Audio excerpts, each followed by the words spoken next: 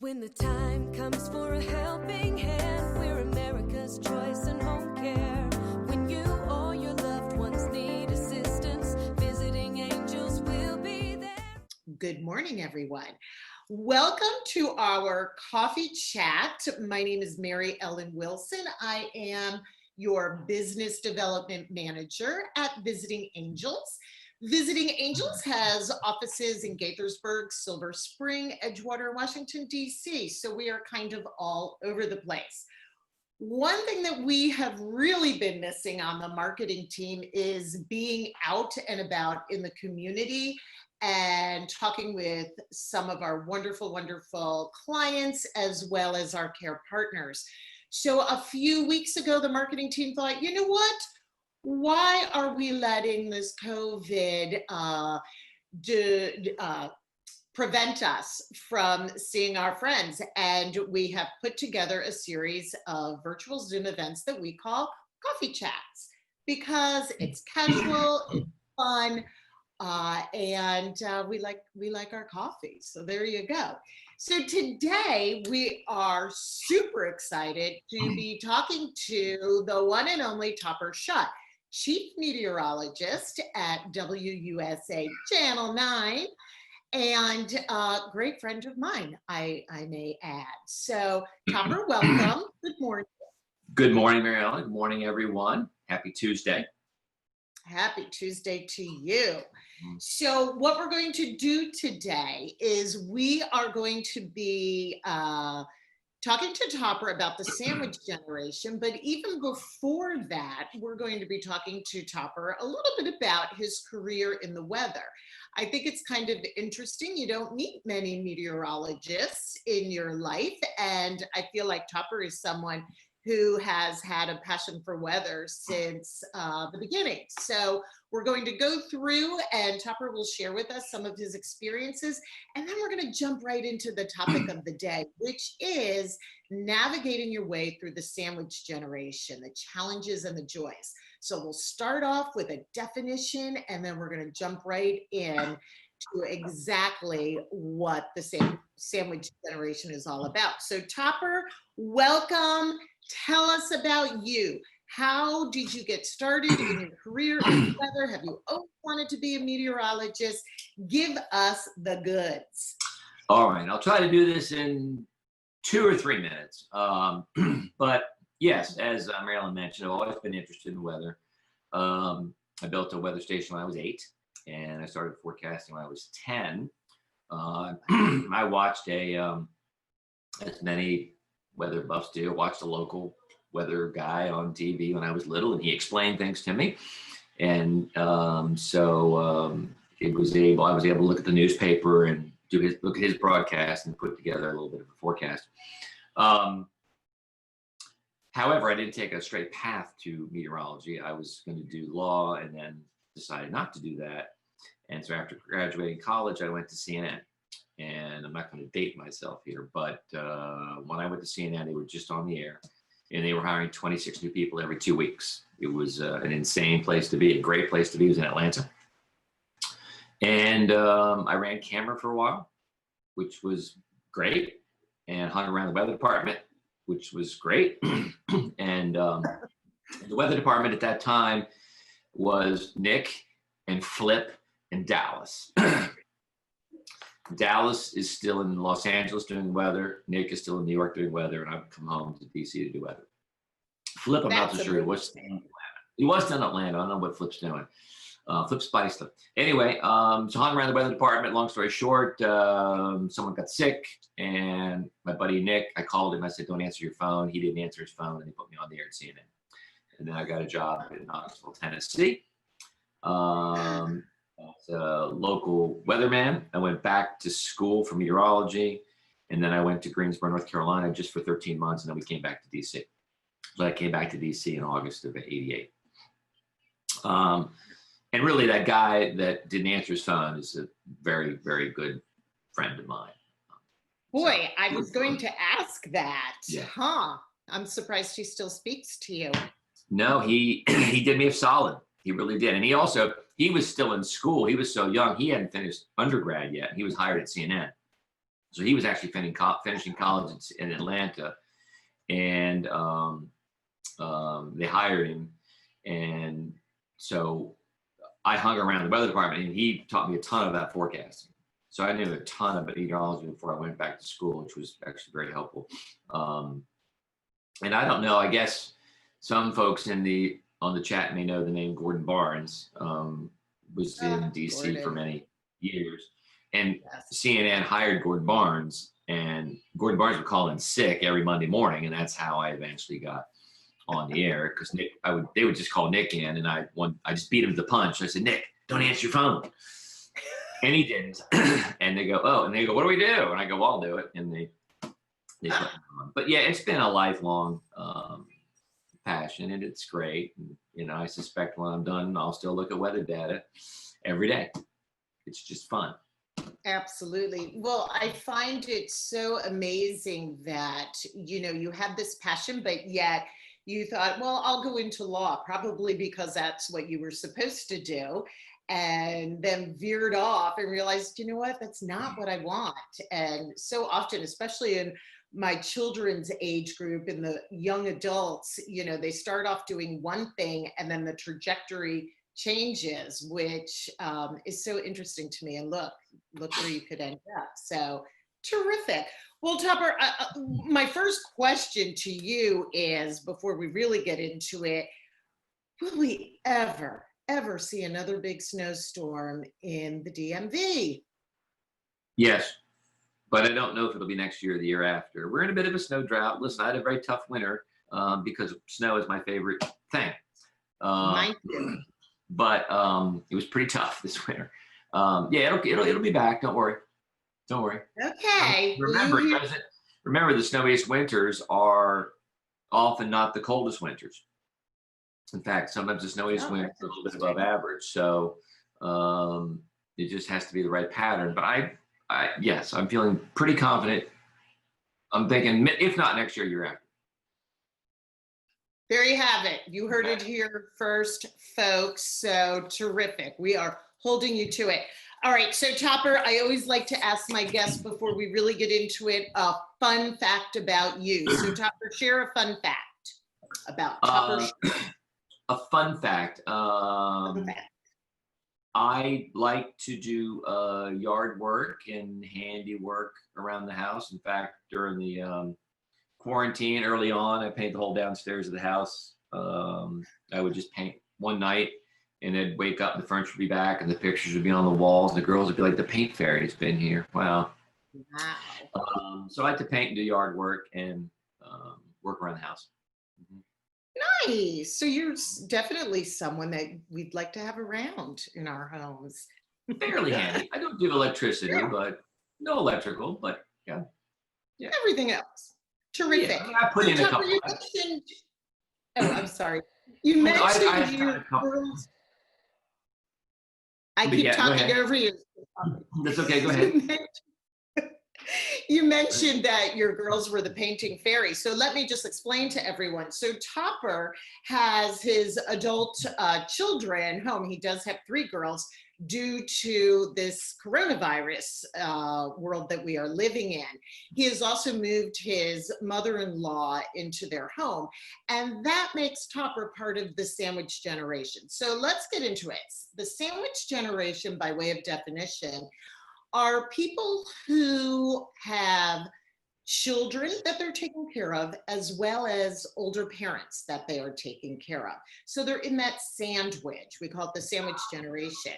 There's also the club sandwich generation, which I think is very interesting. So that's when you add grandchildren to the mix. So it's Topper with his elderly mother-in-law, and then his children and their children. It would be a club sandwich. So there you have it. Let me be clear, we're not a club sandwich yet. Thank you for that. Sure. Not a club sandwich, just a sandwich. There you go. So what we are finding, especially COVID has changed everything, as well as everyone knows, but even before COVID, as of 2019, statistics showed that about 30% of 25 to 34-year-olds were living at home with their parents. Meanwhile, parents were also, as I said, taking care of their elderly parents. And so there's a lot of challenges inherent with that. Then COVID happened, and I know I went within a span of maybe 3 days. I went from an empty nester to having 4 children at home. 2 college kids came home, 2 adult kids came home. Topper has experienced the very same thing. So what makes Topper's experience very interesting is he's had the experience twice now. When several years ago with his elderly parents, he was really in charge of their support, although they did not live with him. They lived in an assisted living facility, but he and his wife Allison were pretty much in charge of their day-to-day operation, so to speak. Cut to today, as I mentioned, his mother-in-law is living there. The children are living there. So Topper, I have my first question for you. How are you able to juggle the family responsibilities, everything that's going on in your house? By the way, he's broadcasting from home right now. His wife, Allison, has a career of her own. The children have careers. How is it working out along with caring for your beautiful mother-in-law?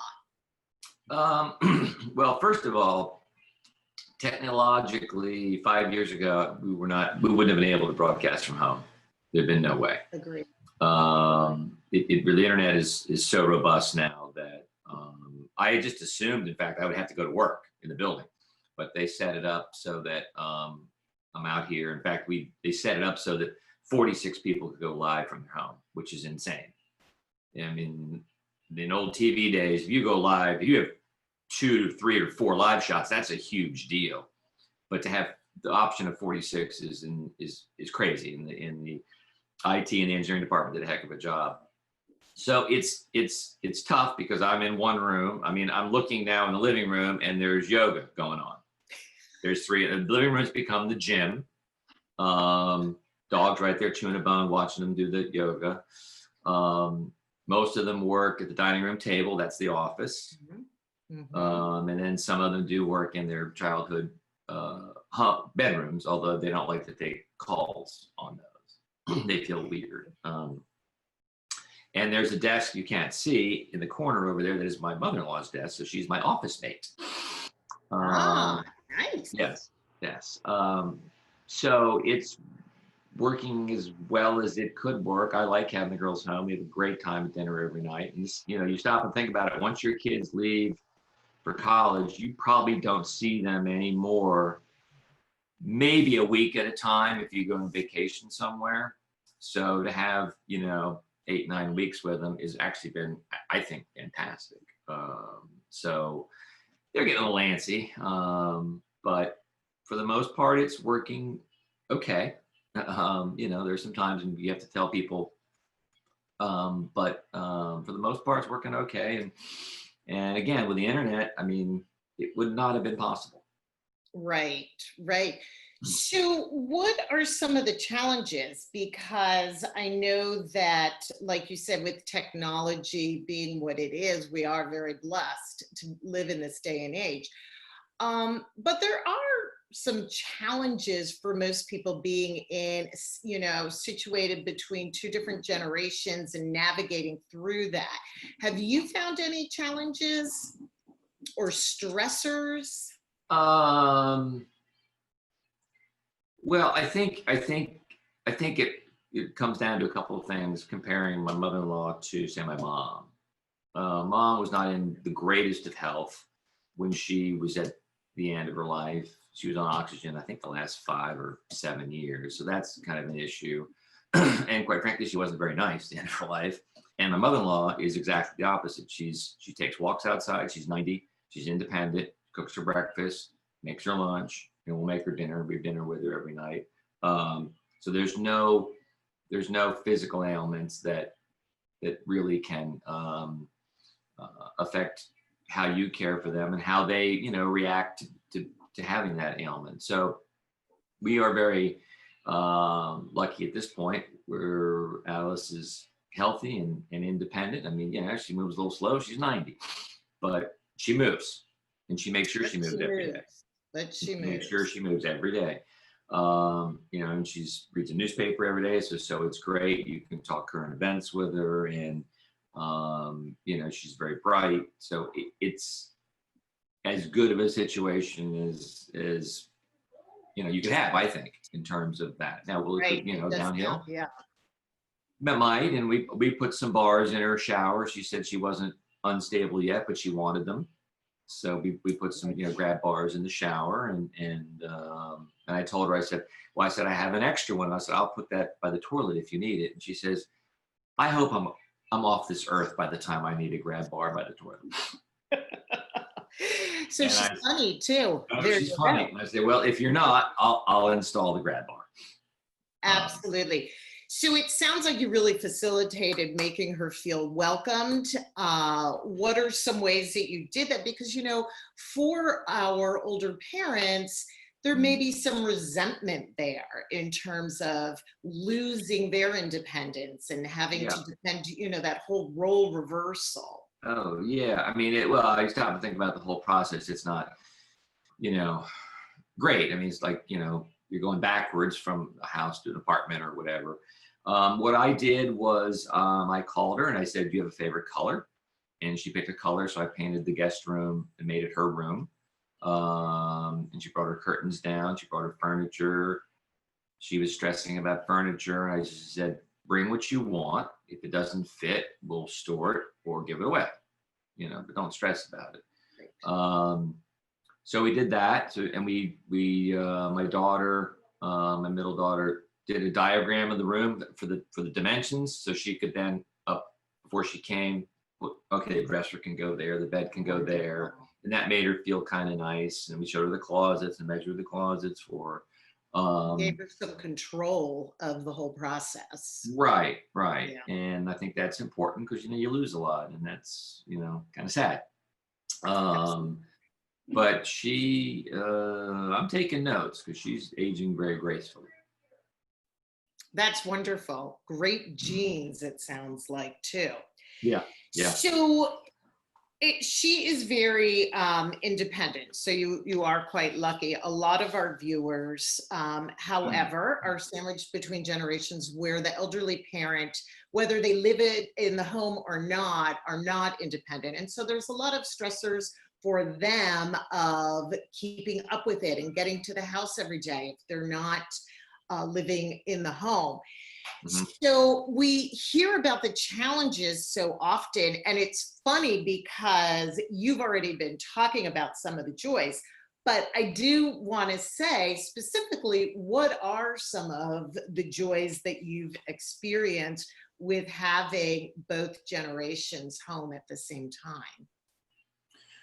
Well, I mean, like the fact that after the kids go to college, as a parent, you wouldn't spend more than maybe a week or 10 days with them. I mean, they knew their grandmother. They would see her once a year, maybe twice a year. So to have her part of the family now, they love her company, and because she is sharp, you know, they make her laugh. She makes them laugh. So we're lucky. I mean, it's just it would be different if she were not as independent as she is, and you know, my dad, you know, ended up with Parkinson's and dementia, and that's not a good way to go, and it's hard at the end. And sometimes, you know, that happens. But for my mother-in-law, so far, you know, it's about as smooth as it can be, and the girls enjoy her company. I think it's harder on my wife than anyone. You what? It's harder on my wife than anyone. I think that that's true, not to be sexist, but so often we do find that the care of the parents in the home does fall on the wife, whether she has a career or not. It's not that. It's and it's not sexist. It would be harder for me to have my mother here. It's family. I think it's harder to live with your own family than an in-law. And so I knew when I invited my mother-in-law, it would be harder on my wife than me. And I don't, quite frankly, think I could have had my mom here. I did invite her many years ago, but it would have been much harder on me. There's just more baggage and more complicated relations, and so I think it's better if it's a non-blood relative. So how does Allison, to your knowledge, how does Allison deal with some of those issues? Because I know a lot of times the child in the relationship that has now changed a little bit can sometimes get frustrated or lose patience or not understand where they're coming from, because this, we kind of revert back a little bit to how we were growing up in terms of personalities. So does she take some time to herself, just kind of disengage a little bit, or what are some of her strategies, would you say? Well, it's hard to disengage with, everybody with 7 people in the house, but Oh, and we're not allowed to go out. That's right. yeah, I mean, so it's hard, but we'll watch a movie or something on Netflix. But yeah, I think she's probably, and I'm not a patient person, but I'm probably more patient with her mom than she is. Mhm. Things aren't, I mean, she came in March and things aren't totally put away. They're pretty much put away. And I'm like, I don't care. I mean, it would take a total of 3 hours to do it. But if she wants to spend, 3 weeks, okay. The house is such a disaster anyway. I mean, there are the yoga mats in the living room. I don't care. But she, I think because she works helps a little bit too. So that does distract her. It's sort of a double-edged sword. It's stress, but it also is a distraction, which is good. And she has gotten out a little bit, because in real estate they're allowing showings and stuff if you abide by certain rules, no more than 3 people in the house and stuff like that. And they've done virtual closings already. Allison, for all of you who don't know, his lovely wife is a realtor. So that's what he's talking about. So yeah. So she does, but it's hard. Yeah. Okay. So let's change gears, and I want to talk a little bit about tips and strategies someone navigating the sandwich generation can implement for themselves and to reduce that daily stress. And Topper, you just mentioned that, kind of decompressing a little bit and watching a movie or getting out to the extent that you can. So that's terrific. Some other strategies are to get organized. So if you are someone who is currently at home and you have, you're sandwiched between these 2 generations, one of the best things that you can do for yourself is to get a little bit of organization into your household and into your life.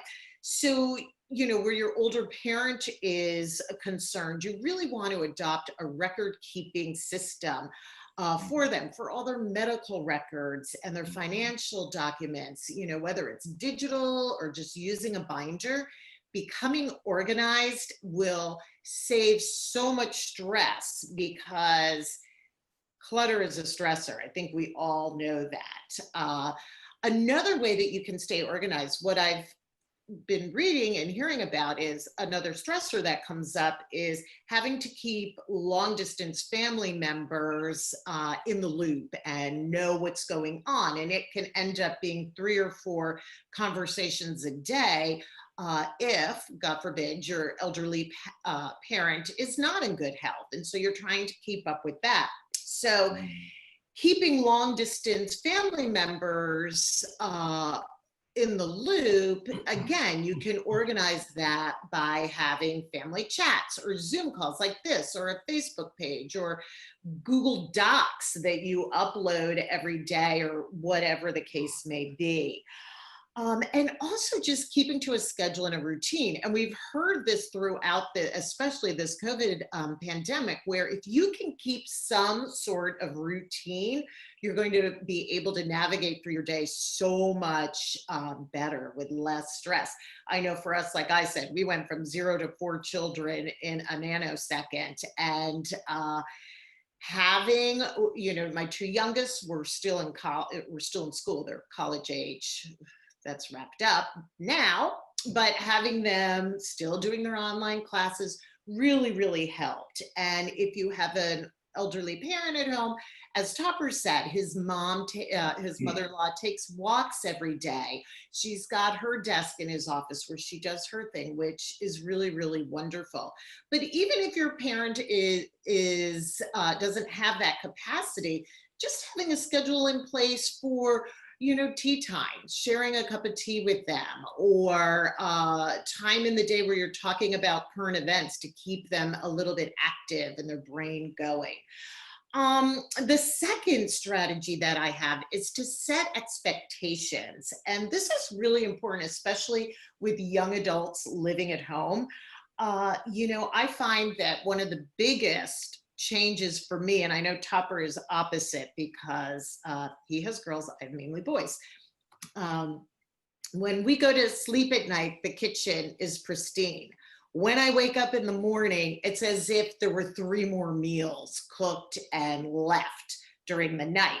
So that's something that was making me crazy. And so we had to set that expectation. Listen, use the kitchen, have at it, but clean up after yourself. Is this mind-blowing? But with young adults, sometimes you have to remind them that they are a young adult now and it's time to clean up after yourself. I'm not doing it anymore. And also expectations with finances. I know for many, many families, having the 2 generations is also fiscally challenging.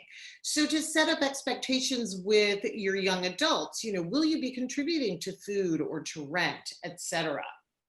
For older adults, let them share responsibilities as they can. Can they water some of the indoor plants? Can they create a weekly menu, for example? So giving them expectations, but also you're giving them a little bit of independence and respecting their feelings. And then lastly, ask for help. Asking for help, especially where women are concerned, is something that our society doesn't really do very well. And we need to embrace that dare I say, it does take a village, and we all do need help sometimes. So, if you are someone who is home and you've got both generations, maybe you see if you could have someone come in and help clean the house once a month, or cooking, a meal delivery service.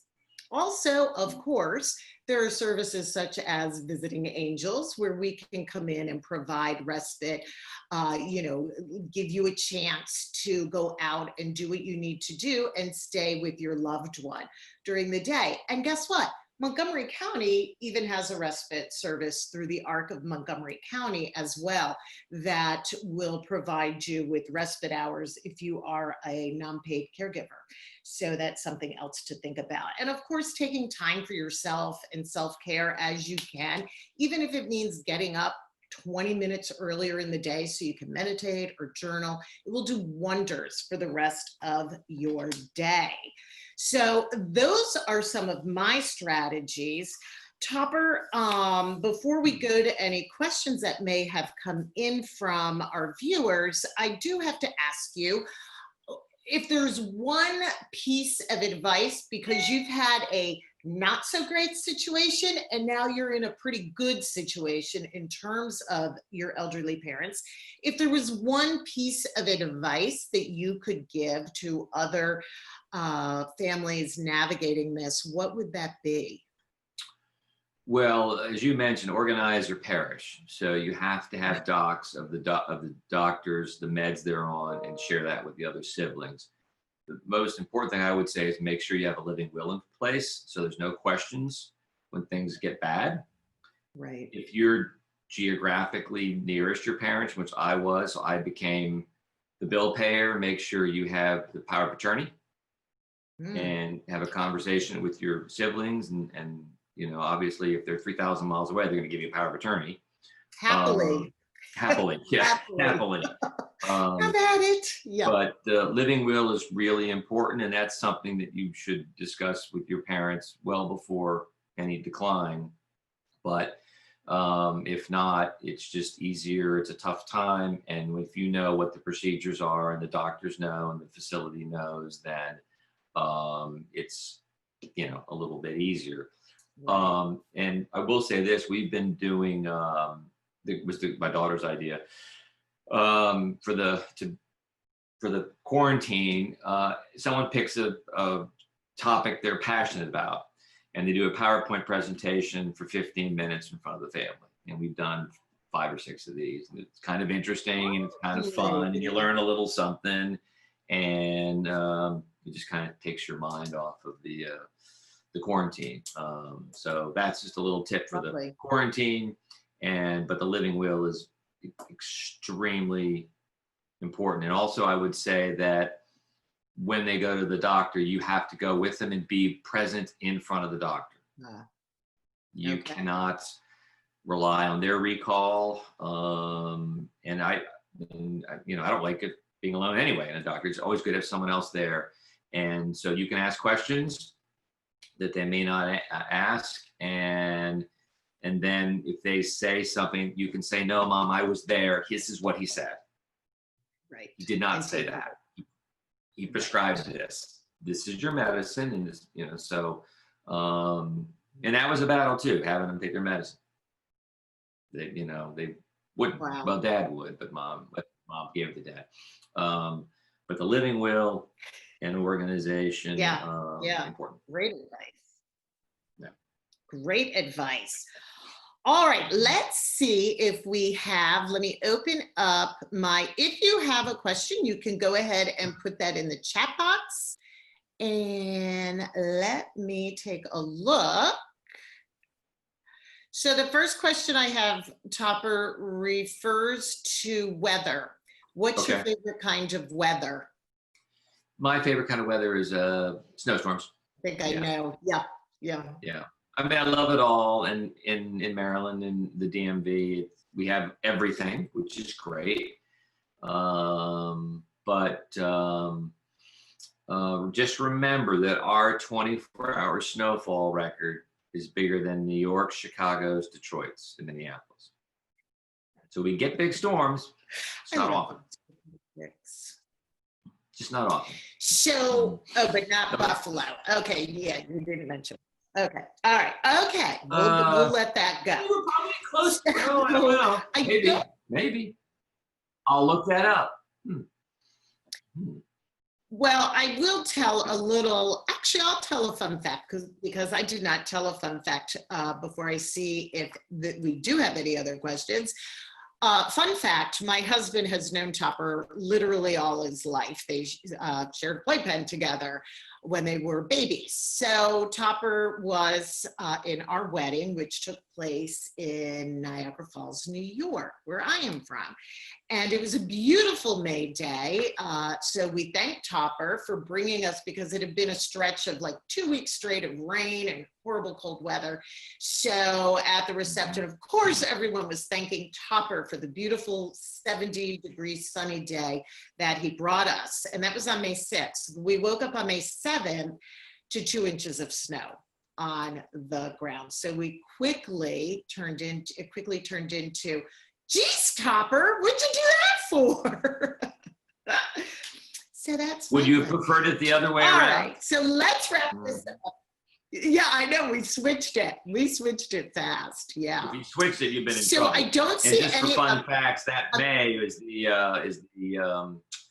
it's the top 5 wettest May on record here in Maryland. That May.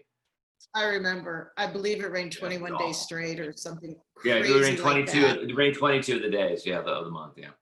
Yep. It was horrible. All right. So thank you, Topper. We so appreciate you spending this time with us. To our registered viewers, I will be sending out a recording of today's coffee chat, and included in that recording will be a link to the Montgomery County ARC services that I did mention with their respite services.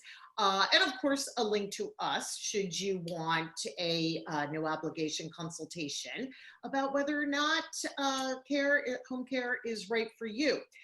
So, and we don't have any other questions. So next week, actually in 2 weeks, June 3rd, I will be talking to Sheila Griffith of the Alzheimer's Association. We are going to be talking about how to recognize signs of dementia in our loved ones and what to do about that, and area resources that are available to us. So we're very excited about that. That will be on June 3rd at 11 a.m. And if nothing else, Topper, thank you. Go have a great day. Maybe go join the girls at yoga. No. And we will see you all soon. Thanks, everybody. Bye, Mary Ellen. Take care. Thanks all. Bye-bye. When the time comes for a helping hand, we're America's choice and